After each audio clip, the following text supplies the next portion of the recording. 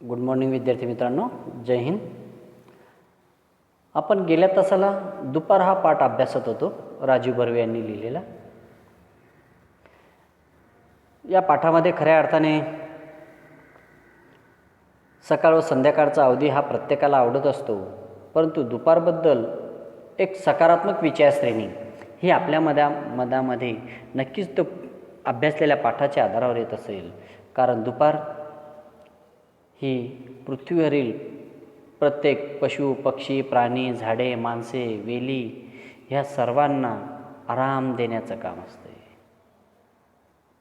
सूर्य ज्या वेळेस मध्यान्हावर आलेला असतो दुपारच्या वेळेस, तेव्हा खऱ्या अर्थाने सूर्याचं तेज, सूर्याचं रूप हे आपल्याला दिसत असते.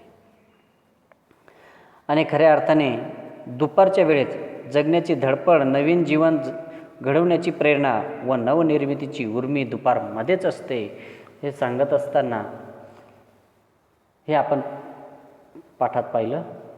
त्यानंतरचा भाग पुढे पाहू. पेज नंबर 26, दुसरा पॅरेग्राफ बघा.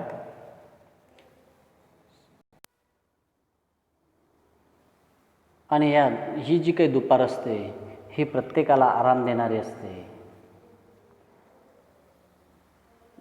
सायकल रिक्षावाल्यांना, गाडीवाल्यांना, शेतावर कष्ट करणाऱ्या त्या शेतकऱ्यांना, पशु, पक्षी, प्राणी ही सगळी विसावलेली असते. त्याचबरोबर कोणत्याशा कारखान्यात पहाटे आलेला कामगाराची पहिली पाळी संपलेली असते. पहिली पाळी म्हणजे शिफ्ट असते 8-8 तासाची. दिवसाला 3 पाळी असते 8-8 तासाची. जसं आपण 4-12, 12-8, 8-4 असे हे जे काही, तशीच त्या कामगारांची पहिली पाळी संपलेली असते. हात धुवून हातातला रिकामा डबा सावरत लोकल नाही तर बस पकडण्यासाठी डोळ्यावर आलेली झापड दूर सारण्याचा प्रयत्न करत धावत पडत घराच्या ओढीने निघालेले असतात ते श्रमिक. आणि त्याच वेळी दुपारपासून रात्रीपर्यंत अव्याहत काम करण्याकरता आलेले असतात त्यांचे साथीदार. आणि अशी पहाटे आलेल्यांची पाळी संपलेली असते. त्यांचा रिकामा डबा झाल्यानंतर बस पकडण्यासाठी किंवा लोकल पकडून घरी जाण्यासाठी धावपळ करणारे जी काही श्रमिक असतात, श्रमिक म्हणजे कष्ट करणारे, आणि त्याचबरोबर त्यांचे जे काही साथीदार असतात, त्यांच्यानंतर जी काही ड्युटीला आलेली लोक असतात ती नंतर आलेली असतात. दुपारपासून रात्रीपर्यंत अव्याहत काम करण्याकरिता आलेले असतात त्यांचे ते जोडीदार.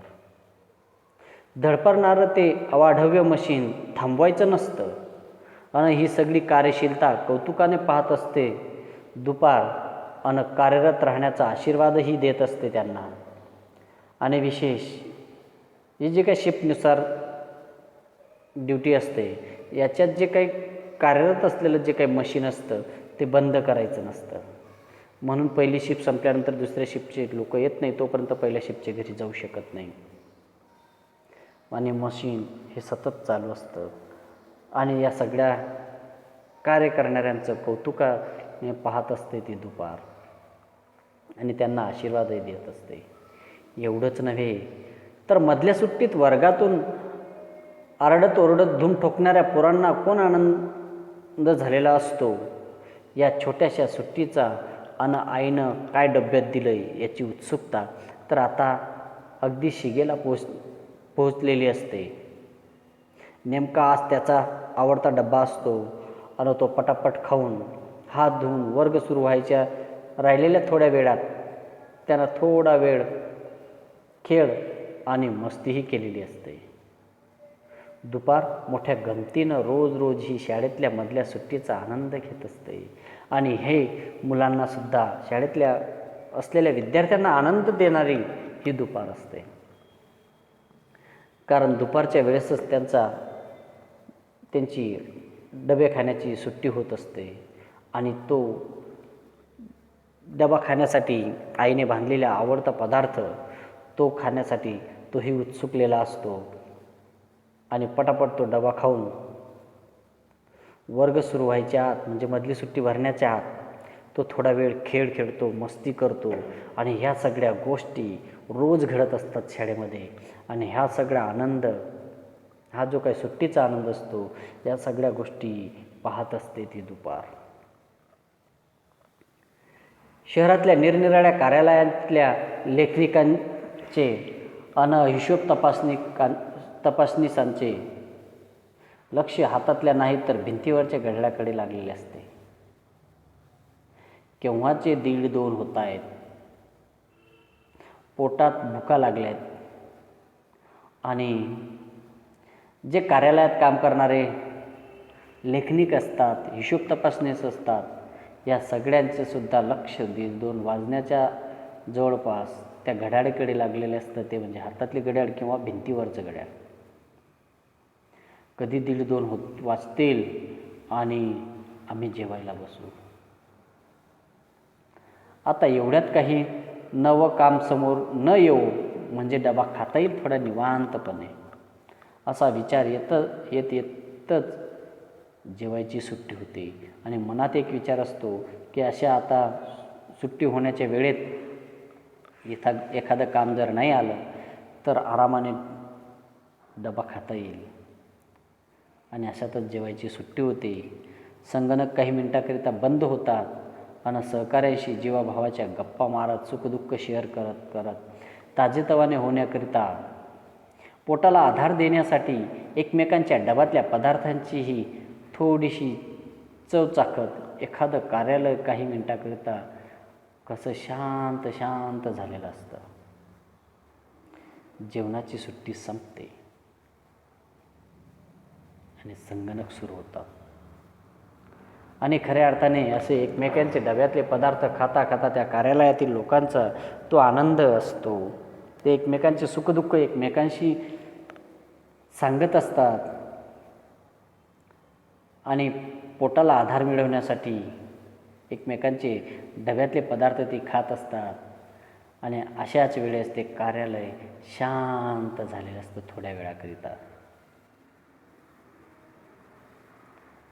आणि जेवणाची सुट्टी संपते आणि परत पुन्हा संगणक सुरू होतं. आणि आता दुपार या सर्व लोकांना म्हणते, उठा, आरामबास. आणि पेन सरसावत नाही तर संगणकाचा कीबोर्ड समोर ओढून घेत असतात. हे आधुनिक श्रमजीवीच. कार्यालयात काम करता करता हळूच खुर्चीचं थोडीशी डुलकी काढू ह्या विचारानं कोणी डुलकी काढतोही आणि दुपार हसत हसत त्यालाही थोडं माफ करून टाकते. काही क्षणांनी हलकेच उठवते त्याला आणि मग तो काम करू लागतो. अधिक जोमानं टेबलावरचं त्याचं काम. आणि मग प्रत्येकजण आपला पेन काढून लिखाणाचं काम करतात. संगणकाचा कीबोर्ड पुढे येतो आणि सगळेजण काम करतात. परत कार्यालयातली कामं सुरू होतात. पण एखादा हळूच थोडीशी डुलकी काढण्याच्या विचारानं तो खुर्चीतच हुडलेला असतो. खुर्चीतच थोडीशी डुलकी काढतो आणि त्यालाही दुपार सहज माफ करत असते. आणि काही क्षणानंतर सगळेच जोमाने कामाला लागतात. दूरवर अथांग पसरलेल्या समुद्रावरही झालेली असते दुपार. मैलोगंती पसरलेल्या समुद्राचं खारं पाणी चकचकात असते, डोळे दिपून टाकत असतं भर दुपारी. आणि दुपार खुणावत असते, बोलावत असते या पाण्यालाच आपल्या कवेत घ्यायला. आणि दुपार होते अफाट पसरलेल्या त्या समुद्रावरही मैलोगंती पसरलेला असतो आणि समुद्राचं खारं पाणी हे सुद्धा चकचकात असतं, डोळे दिपून टाकणारं असतं ही भर दुपारच्या वेळेस. आणि त्या पाण्याला कवेत घेण्यासाठी दुपार बोलावत असते. गरम झालेलं तडपणारं पाणी मात्र प्रचंड ओढीने वाफ आकाशाकडे झेपावतं अन मग दुपार सुकावते हे दृश्य पाहून सृष्टीचं हे चक्र असंच अव्याहत चालू असतं अन त्यातली महत्त्वाची भूमिका पार पाडत असते ती म्हणजे दुपार. आणि हे गरम झालेलं जे काही समुद्रातलं पाणी असतं त्याच्यातून प्रचंड ओढीने वाफ होत असते आणि ती वाफ आकाशाच्या दिशेने झेपावत असते. आणि हे सगळं गोष्टी घडत असताना दुपार ही सुकावलेली असते हे दृश्य पाहताना. सृष्टीचं चक्र असंच कायम चालू असतं आणि ह्या सगळ्या गोष्टी घडवण्यासाठी महत्त्वाची भूमिका पार पाडते ती म्हणजे दुपार. कारण दुपारमुळेच पाण्याचं बाष्पीभवन होतं आणि नंतर त्या बाष्पीभवनाचं पावसाच्या रूपांतर होतं आणि पावसाच्या रूपाने ते आपल्याला मिळत असतं. आणि हे सगळं घडतं त्या दुपारमुळे. म्हणजे पाऊस पाडण्यामागची महत्त्वाची भूमिका पार पाडत असते ती म्हणजे दुपार. आणि पाऊस पडल्यानंतर सगळ्यांचं जीवन हे सुखावत असतं. अन्नधान्य पिकवणारा शेतकरी त्याच पावसाच्या जीवावर हे सगळं घडवत असतो. आणि म्हणून या सगळ्या गोष्टीला मानवतेच्या जीवन जगण्याला महत्त्वाची भूमिका पार पाडणारी असते ती म्हणजे दुपार. म्हणून आपल्या जीवनामध्ये दुपारला खूप महत्त्व आहे. कर्त्या घराची करती माणसं आपल्या आयुष्याच्या प्रश्नावर म्हणजेच आयुष्याच्या दुपारीच कर्तृत्वानं 4 पैसे आपल्यासाठी अन पुढच्या पिढीसाठी गाठी बांधत असतात. त्या उद्योजकाची आयुष्यातली सकाळ, शिकण्याचा काळ आता संपलेला असतो अन आयुष्याची संध्याकाळ व्हायला आता त्याला आपल्या आयुष्याच्या संध्याकाळची बेगमी याच आपल्या 40-50 वर्षाच्या काळात आपल्या आयुष्याच्या दुपारीच करून ठेवायची असते. आणि घरातली जी काही कर्ती माणसं असते आणि त्यांच्या आयुष्यातल्या प्रश्नांवर म्हणजेच आयुष्याच्या दुपारीच कर्तृत्वानं 4 पैसे आपल्याजवळ राहतील आणि पुढच्या पिढीसाठी ते साठवून ठेवतात. आणि जे उद्योजक असतात त्यांच्या आयुष्यातली सकाळ, जो शिकण्याचा काळ आता संपलेला असतो आणि आयुष्याची संध्याकाळ व्हायला आता त्याला आपल्या आयुष्याची संध्याकाळची बेगमी याच 40-50 वर्षाच्या काळात दुपारी करून ठेवायची असते. दुपारी म्हणजे 40-50. सकाळ म्हणजे बालपणातला काळ, दुपार म्हणजे तरुणपणातला काळ आणि सायंकाळ म्हणजे म्हातारपणातला काळ असतो. आणि म्हातारपणातल्या काळाची जी काही शिदोरी असते ते दुपारच्या काळामध्ये म्हणजे आयुष्याच्या 40-50 वर्षाच्या काळातच ती करून ठेवायची असते. हे सुद्धा चक्र असंच चालू असतं प्रत्येक घरोघरी. घरातली वृद्ध माणसं बिछाण्यावर पडून वामकुक्षी करता दुपारी विचार करत असतात. मागे बघत त्या दुपारच्या शांततेत आपण गमावलेल्या बाबींची मनात कुठंतरी पहुडल्या उजळणी चालू असते. वामकुक्षी म्हणजे थोडीशी विश्रांती दुपारच्या वेळेत घेतलेली किंवा केलेला आराम. आणि मग जी काही घरातली वृद्ध माणसं असतात, म्हातारी माणसं असतात, ते बिछाणावरच आराम करता मागे बघत असतात आपल्या आयुष्याकडे. आणि आपण जे काही आयुष्यामध्ये गमावलं ह्या सगळ्या गोष्टी मनात येत असतात आणि या सगळ्या गोष्टींची उजळणी चालू असते. कुठेतरी भीतीची एखादी लकीरही मनात येऊन जाते भविष्याबद्दल. पण मग रोज हा विचार करायची तर काय गरज? उद्याची दुपार पाहायला मिळणार आहे का नाही याचाही नको करायला विचार. जेव्हा जे व्हायचं ते होणारच आहे. आपण फक्त या दुपारचे प्रतिनिधी असा विचार करून मन शांत केल्यावर दुपार मग त्या दमल्या भागल्या जीवाला पुरेपूर विश्रांतीही घेऊ देते. आणि मग माणूस त्याच्या जीवनातले सगळ्या गोष्टी आठवतो आणि भविष्याचा विचार हा मनामध्ये भीती आणणाराही असतो कधी कधी. मग याच्यात रोज रोज विचार करण्यासारखं काय?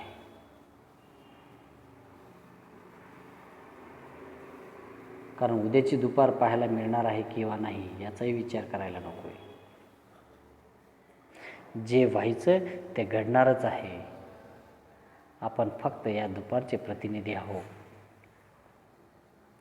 आणि म्हणून असा विचार मनात करून शांत केल्यावर दुपार मग त्या दमल्या भागल्या जीवाला आराम देत असते. हिमालयातली नाही तर दूर कुठेतरी आल्प्सच्या पर्वताची बर्फाच्छादित गिरीशिखरं तेजानं न्हाऊन निघतात.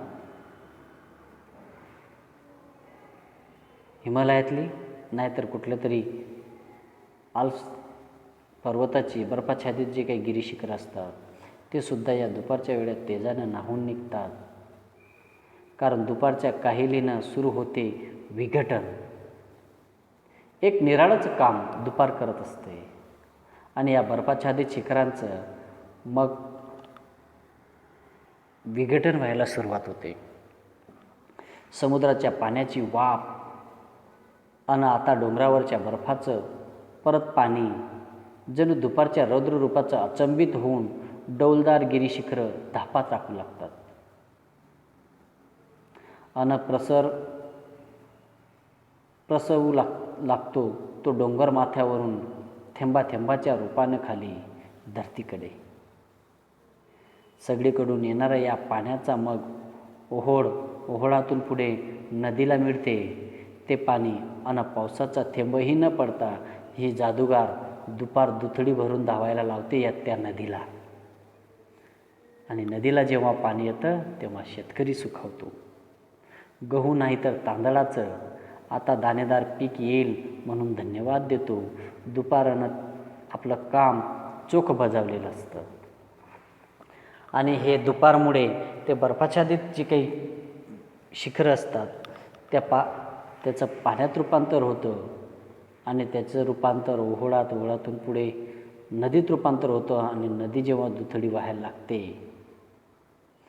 तेव्हा ती अनेकांचं जीवन सुखमय करून जाते, अनेकांची तहान भागवते. शेतकऱ्याची शेती चांगल्या प्रकारे होऊ शकते. तो चांगलं गहू नाही तर तांदळाचं पीक हे घेऊ शकतो. आणि हे सगळं घडतं फक्त एका दुपारमुळे. आणि म्हणून दुपार ही आपल्या जीवनामध्ये महत्त्वाची भूमिका बजावत असते. परंतु आपण त्या गोष्टीचा आजपर्यंत कधी विचारच केला नाही. विद्यार्थी मित्रांनो, हे दुपार तू कर्तृत्वानं आहेस. म्हणून पुढे राजीव बर्वे म्हणतात की हे दुपारबद्दल म्हणताना ते म्हणतात की हे दुपार तू कर्तृत्ववान आहेस, कामाची प्रेरणा देणारी आहेस, सर्व सृष्टीला कार्यरत करणारी आहेस, आपल्या कर्तृत्वाच्या तेजानं तडपवून टाकणारी आहेस. दुपार तू मानवाची हित करते आहेस, रक्षण करते आहेस, आपल्या तेजानं तू नाश करतेस, हवेतले किटाणू निर्जंतू आणि स्वच्छ करून टाकतेस असं म्हणतं. म्हणून राजीव बर्वे म्हणतात की दुपार तू कर्तृत्ववान आहेस, तू कार्याची आहे, कामाची आहे, खऱ्या अर्थाने कार्य करण्याची प्रेरणा देणारी तू आहेस. या सृष्टीला तू कार्यरत करून ठेवते.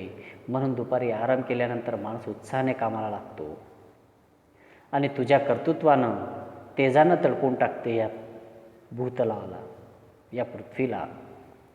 दुपार तू मानवाची, प्राण्याची, पक्ष्यांची हित करणे आहेस, तू रक्षण करते आहेस आणि तुझ्या तेजाने हवेतले अनेक जंतू तू नष्ट करून टाकतेस, कीटक जंतू आणि स्वच्छ करून टाकते हा आसमंत. सृष्टीमधली स्वच्छता ही तुझ्यामुळे टिकून राहते. तू उदास नाहीस तर उल्हास आहे, तू उत्साह देणारे आहेस, तू आनंद देणारे आहेस, तू अचेतन नाहीस तर चेतना आहे, तू निर्जीव नाहीस तू सजीव आहे. म्हणजे तू चेतना देणारी आहेस, तू चेतन आहेस, तू सजीव आहे. सकाळनंतर तू येणारी दीर्घ कर्तृत्व वाहिनी आहेस आणि सकाळनंतर माणसाचं दीर्घ कर्तृत्व करण्याची ताकद निर्माण करणारी तू आहेस.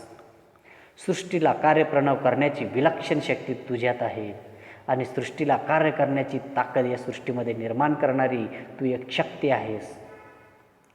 उत्साहानं कार्यरत ठेवणारी, वैभवाची वाट दाखवणारी, संध्याकाळ चांगली जावी म्हणून झटायला लावणारी आणि दुपार तू उत्साहानं कार्य करायला लावणारी आहेस. वैभवाची वाट लावून दाखवणारी आहेस. म्हणजे माणसाची श्रीमंती ही तुझ्यातूनच निर्माण होते. संध्याकाळ ही सुखमय जावी, आनंदाची जावी म्हणून झटायला लावणारी तू दुपार आहेस. तेजाने अशुभ, अमंगल, किडींचा नाश करणारी तू दुपार आहेस. म्हणून तुला शतशः प्रणाम, शतशः प्रणाम. अशी ही दुपार खऱ्या अर्थाने माणसाच्या जीवनामध्ये आनंद भरणारी, माणसाच्या जीवनामध्ये जे अशुभ असतील, जे अमंगल असतील अशा किडींचा नाश करणारी अशी ही तेजोमय दुपार. माणसाची संध्याकाळ चांगली जावी म्हणून त्याला झटायला लावणारी, सकाळपासून कष्ट करणाऱ्या प्रत्येक जीवाला आराम देणारी, प्रत्येकाला कामाची कार्याची प्रेरणा देणारी अशी ही दुपार. या सृष्टीतल्या प्रत्येक जीवाला कार्यरत ठेवणारी आणि मानवाची हितकरणी, रक्षण करती म्हणून या दुपारचं वर्णन आपल्या या प्रस्तुत पाठामध्ये राजीव बर्वे यांनी खऱ्या अर्थाने दुपारचे लोभस वर्णन केले आहे. मग दुपार वेगवेगळ्या ठिकाणी, शहरात, गावात, जंगलात दुपार कशी वेगवेगळ्या रूपात अवतरते या सगळ्या गोष्टींचं वर्णन सविस्तर आपल्या या प्रस्तुत पाठातून केले आहे. इथपर्यंत हा पाठ संपलेला आहे. धन्यवाद.